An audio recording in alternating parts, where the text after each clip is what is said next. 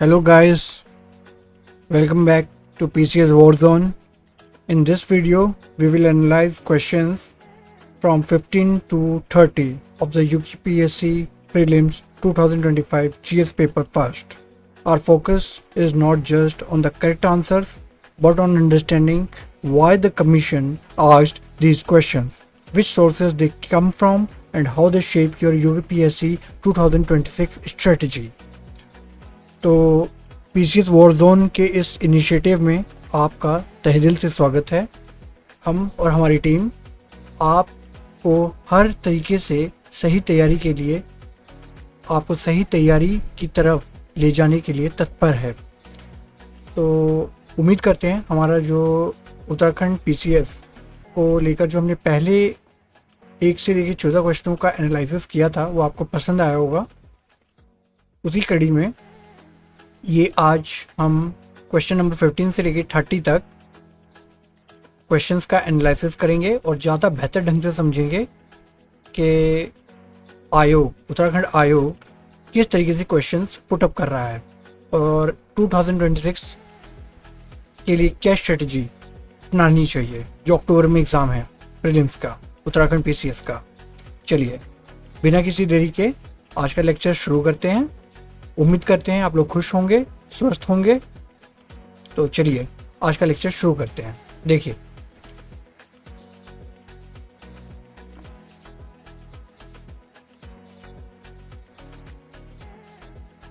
आज का question number 15 जो पेपर में आया था वो था आपका कि मॉडरेटर जो न्यूक्लियर रिएक्टर्स में यूज्ड होता है इनमें से कौन सा है। ठीक है ना, जैसा आपको स्क्रीन पे दिख ही रहा होगा कि, और वैसे भी नॉर्मली ये इतना कोई ज़्यादा हार्ड और टिपिकल वो सवाल नहीं था, ये बहुत ही आसान सवाल था। तो इसका आंसर D2O हैवी वाटर होता है।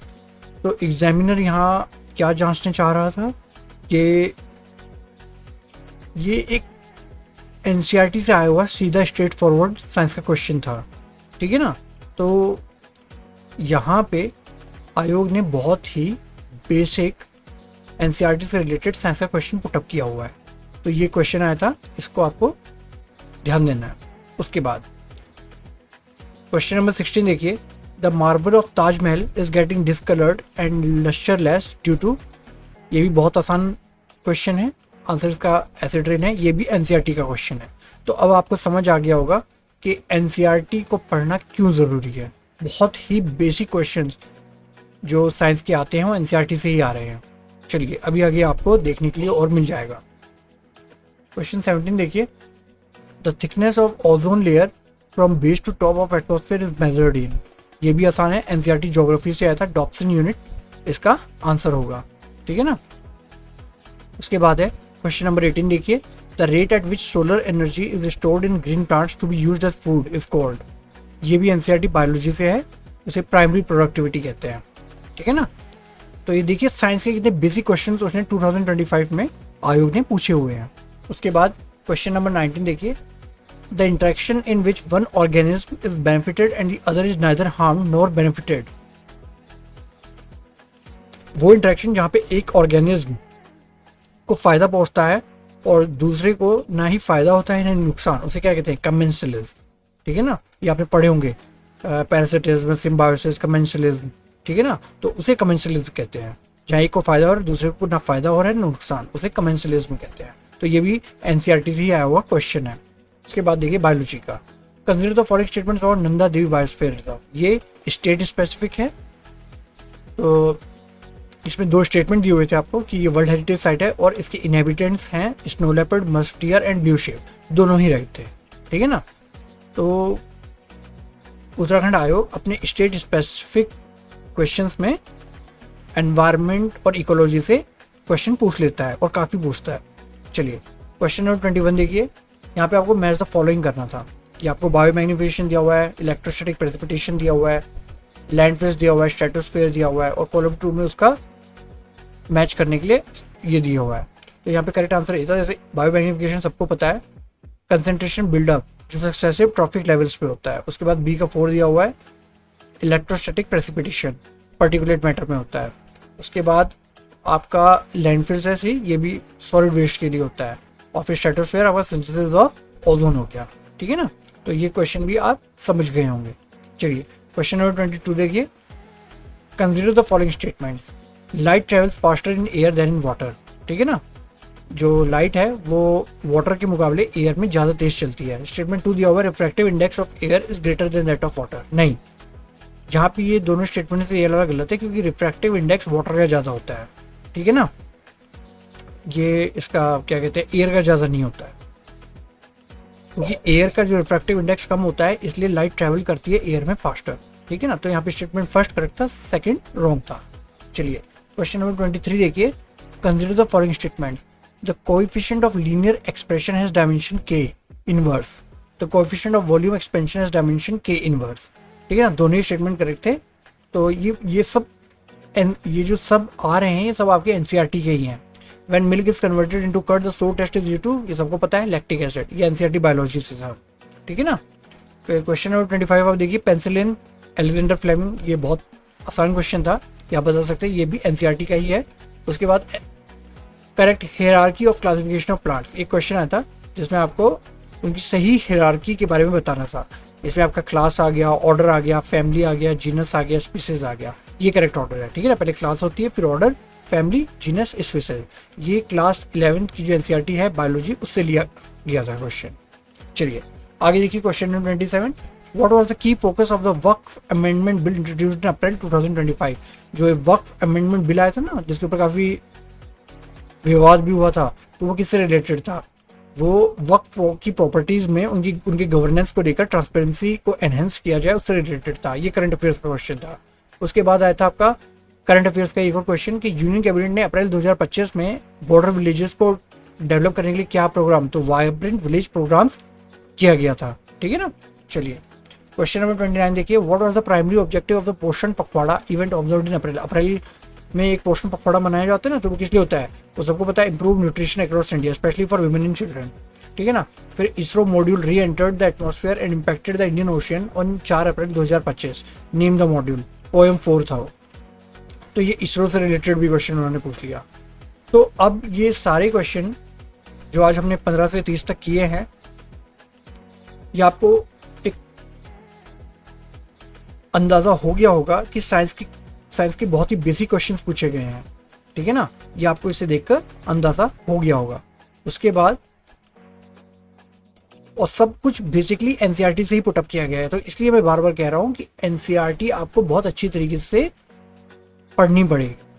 अगर आपने अब तक नहीं पढ़ी है तो वैसे हम ही उसे कराएंगे आपको गिस्ट के फॉर्म में, जिससे कि जिन बच्चों के पास टाइम नहीं है, जिनका अब तक एनसीईआरटी का बेसिक पूरा नहीं हुआ है, उनका बेसिक पूरा हो जाए। तो ये सब चीज़ें आपको हमारे चैनल के माध्यम से, पीसीएस वर्जन के माध्यम से करवाई जाएगी। चलिए देखिए, बायोलॉजी के 3 क्वेश्चंस आए हुए हैं, ठीक है ना। फिजिक्स का 1 है, पॉलिटी गवर्नेंस का 1 था, गवर्नमेंट स्कीम्स 2 और स्पेस टेक्नोलॉजी 1, ठीक है ना। अगर हम सेक्शन एनालिसिस देखें, ये सेक्शन एनालिसिस था। स्टैटिक और करंट अफेयर्स में देखें तो स्टैटिक के 4 थे, करंट के भी 4 थे, ये बराबर बराबर थे, ठीक है ना। आगे देखिए, डिफिकल्ट इतना कुछ नहीं था, वो आपको पढ़ के ही पता चल गया होगा।